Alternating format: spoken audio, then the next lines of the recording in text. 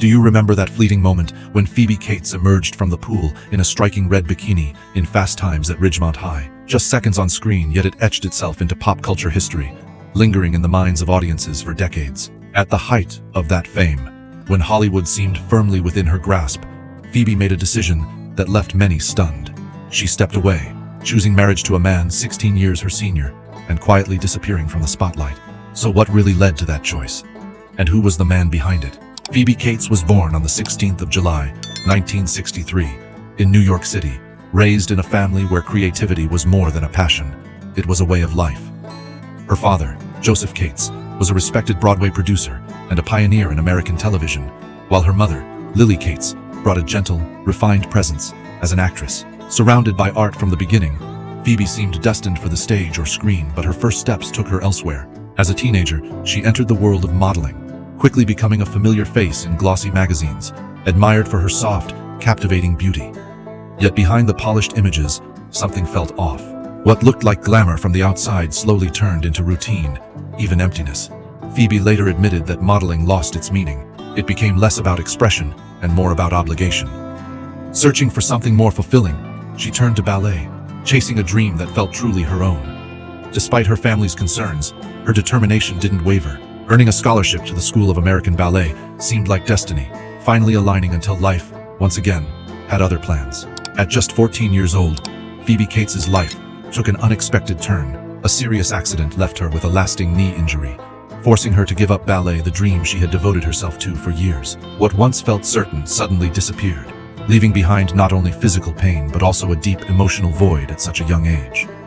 In the time that followed, Phoebe entered a period of reflection, searching for a new direction to replace the path she had lost. With a strong artistic foundation and discipline from her dance training, she gradually began to see acting as a possible way forward. Transitioning from dance to film wasn't uncommon at the time, and with her natural presence, it seemed like a promising next step. That opportunity came when she auditioned in New York City and was cast in Paradise. It appeared to be the beginning of something exciting, but it also brought challenges she hadn't fully anticipated. Being so young and still inexperienced, she found herself facing situations that felt overwhelming and complex. With guidance from her father, who understood the industry well, she chose to continue, despite her uncertainties. Filmed in Israel in 1981, Paradise carried a romantic, adventure-driven storyline reminiscent of the Blue Lagoon. Phoebe took on the lead role, and even contributed musically by performing the theme song and releasing an album of the same name, showing her early ambition to explore multiple creative paths. However, behind the film's beautiful imagery were pressures that were not easy for a young actress to navigate. The experience pushed her beyond her comfort zone and left a lasting impression. In a 1982 interview, Phoebe later shared how confusing that transition period felt, as she moved from the structured world of modeling into the far more demanding and emotionally complex environment of acting. In the world of fashion, Phoebe Cates had always been in control, every pose, every expression, carefully shaped in front of the camera. But acting demanded something entirely different. It required her to forget the lens altogether and lose herself in the emotions of a character, a shift she found unexpectedly difficult. With limited experience and little preparation, that transition slowly led to a growing sense of uncertainty, as if control was slipping away during the process. That feeling only deepened when she later discovered that certain scenes had been altered without her knowledge, leaving her feeling blindsided and eroding her trust in the production. Looking back, Phoebe openly admitted that the experience came with regrets, lessons learned the hard way. She made it clear she would never take on a similar project again, marking a turning point in how she approached her career. According to her co-star Willie Ames, the aftermath of the film weighed heavily on her.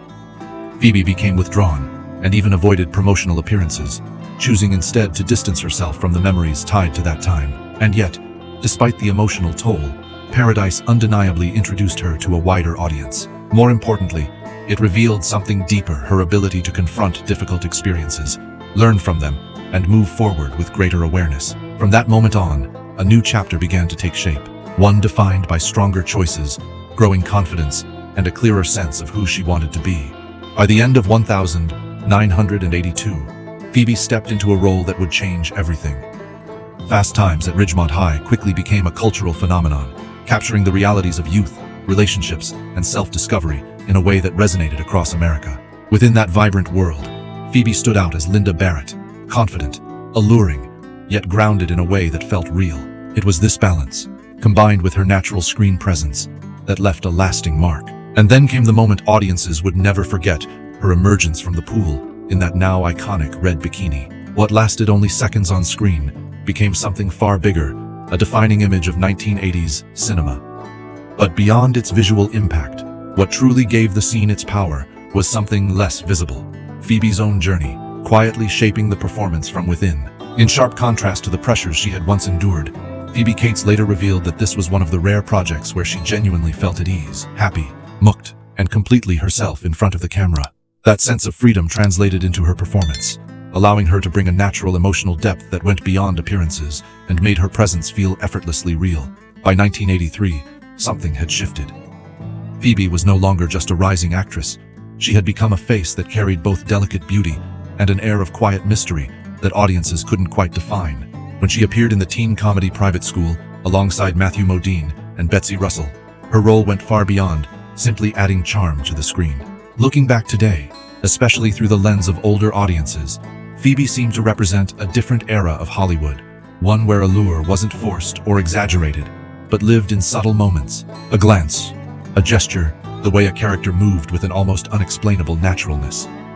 Even in a film that leaned into light, playful, and at times bold storytelling for its time, she stood out with a presence that felt both innocent and quietly mischievous. But Phoebe wasn't content to stay within a single lane. Through the film's soundtrack, she performed songs like Just One Touch and How Do I Let You Know, hinting at a broader ambition to shape herself into a more versatile artist in an increasingly competitive industry. For audiences of the 1980s, seeing a familiar on-screen figure step into music carried a certain magic. It wasn't just entertainment. It was a sign of someone reaching beyond expectations. Still, there was a question lingering beneath it all. What if she remained only a symbol of beauty in teen films? That question made her next move even more intriguing. In 1984, Phoebe took a surprising step into television with the miniseries Lace, adapted from Shirley Conran's novel. At a time when television was often seen as a step down for rising film actors, this decision wasn't just bold. It was a calculated risk that hinted at a deeper strategy behind her evolving career. And yet, this bold decision revealed a side of Phoebe Cates that few had truly seen before, one that was deeper, more fearless, and willing to step into emotionally complex territory. In Lace, she took on the role of Lily, a movie star shaped by pain, resentment, and long-buried secrets. To bring this character to life, Phoebe had to let go of her familiar image and immerse herself in a far more conflicted inner world. What caught many by surprise was her unconventional approach. She chose not to read the original novel. For most actors, that might seem like a risk, even a mistake. But for Phoebe, it was intentional. She wanted to build the character from instinct, unfiltered by expectations. And perhaps it was this very choice that gave her performance such raw authenticity, proving that sometimes the most powerful art comes from breaking the rules rather than following them. Then came the line that no one could forget. "Which one of you is my mother?" It didn't just belong to the story. It echoed far beyond it, becoming one of television's most memorable moments, later recognized by TV Guide. For many viewers, especially those who connected with its emotional weight, it wasn't just dramatic, it felt uncomfortably real, touching on themes of identity and hidden truths. Through Lily, Phoebe reached a level of emotional depth that challenged everything audiences thought they knew about her. Beneath the beauty that once defined her image was an artist willing to confront difficult roles in search of something more meaningful. Not long after, she stepped into one of the most defining projects of her career, Gremlins, executive produced by Steven Spielberg. For audiences of the 1980s, this wasn't just another film. It was a phenomenon that blended humor, horror, and fantasy into something entirely new. Within that world, Phoebe played Kate Beringer, a character who didn't rely on loud moments or dramatic gestures, but instead carried a quiet, emotional presence. With subtle expressions and restrained performances, she began to move beyond the image that had once overshadowed her, proving that her strength lay not just in how she appeared, but in how she made audiences feel. The success of Gremlins elevated her to a new level of recognition, becoming the highest-grossing film of her career. Naturally, she returned for Gremlins 2, The New Batch, a move that seemed to follow the expected path of sustaining commercial success. But then, something unexpected happened. At a time when most actors would push even harder towards stardom, Phoebe chose a different direction. Instead of chasing bigger roles in Hollywood, she gradually stepped away from the spotlight of mainstream cinema and turned towards something far more intimate: the stage. Choosing the stage over the screen was anything but easy. Theater, especially off-Broadway, offered neither the fame nor the financial rewards of Hollywood. And yet, it gave Phoebe Cates something she had been searching for all along: authenticity, and a raw, unfiltered connection to the craft of acting. In 1984, she made her off-Broadway debut in The Nest of the Wood Grouse at the Joseph Papp Public Theater, a space known not for spectacle, but for depth and experimentation. This wasn't just a career shift, it felt like a return to the essence of performance, where there were no cameras, no retakes, no editing, just the actor, the audience, and the truth of the moment. Phoebe later shared that standing on stage brought her a sense of freedom she had never experienced before. To many, that choice might seem puzzling. After all, the glow of Broadway doesn't always rival the glamour of Hollywood. But for someone seeking meaning over visibility, that freedom became invaluable. She continued this journey in 1986 with Rich Relations, a play exploring themes of family and identity, further deepening her connection to the stage. By 1989, Phoebe reached another milestone, her official Broadway debut in The 10th Man. It was more than a professional achievement. It was proof that her decisions were thoughtful, deliberate, and rooted in something deeper than ambition. While many of her peers were chasing box office success, Phoebe quietly carved her own path, one that prioritized artistic integrity over fame. That path may have distanced her from the spotlight, but it preserved something far more lasting: her identity as an artist. Perhaps that's why Phoebe Cates remains memorable today, not just for the beauty that once defined her image, but for the choices that defined her career. Still, the reality of Hollywood could not be ignored. By the late 1980s and early 1990s, her film career began to slow. Although she appeared in projects like Date with an Angel and Drop Dead Fred, they failed to leave a strong mark commercially or critically. It reflected a broader truth she once acknowledged: the industry simply didn't offer many meaningful roles for women at the time. In a 1988 interview, Phoebe admitted that the stage was where she truly felt alive as an actress, while film often left her feeling disconnected from her own work. Then came a deeply personal turning point.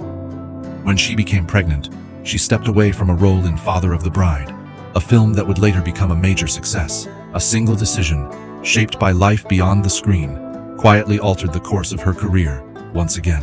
This choice revealed something unmistakable about Phoebe Cates. Her priorities were never rooted in fame, but in something far more personal. By 1994, after appearing in Princess Caraboo alongside Kevin Kline, she quietly closed the chapter on her acting career to focus on family and raising their children. Years later, her brief return in the anniversary party wasn't a comeback, but a gesture of loyalty to a close friend, proof that for Phoebe, relationships always outweighed ambition. Instead of chasing Hollywood, she built a different life. In 2005, she opened Blue Tree, a boutique in New York that reflected her understated elegance, refined, nostalgic, and free from trends. She didn't rely on her past fame to draw attention, choosing instead to let the space speak for itself. Many visitors didn't even realize who she was, and that seemed exactly how she wanted it. Her personal life tells the same story. After meeting Kevin Kline in the early 1980s, their relationship grew quietly, leading to a private marriage in 1989 and a family life carefully shielded from public scrutiny. Together, they raised 2 children away from the pressures of fame, allowing them to follow their own creative paths. Phoebe Cates didn't disappear, she simply chose a different definition of success. In stepping away at her peak, she preserved something rare, a life shaped not by attention, but by intention, balance, and quiet fulfillment.